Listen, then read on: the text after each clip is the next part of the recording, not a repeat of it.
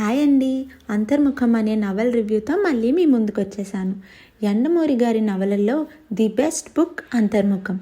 అసలు బుక్ ఎలా స్టార్ట్ అవుతుందంటే, ఈగ వచ్చి తన ముఖంపై వాలిన తోయలేని స్థితిలో ఉన్న ఒక వ్యక్తి తన శరీరంలో ఏ పార్ట్స్ పనిచేయు, ఒక్క కళ్ళు తప్ప, తన సొంత వాళ్ళే తను చనిపోతే బాగున్న అనే రోజు సేవ చేయలేకపోతున్నాం అనే స్థితిలో ఉన్నప్పుడు ఆ వ్యక్తిని తన పాస్ట్లోకి తీసుకెళ్తుంది.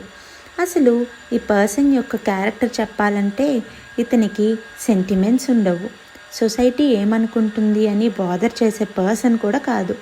ఇంకా చెప్పాలంటే మనిషికి మధ్య ప్రేమలు ఉండవని అనుకునే పర్సన్.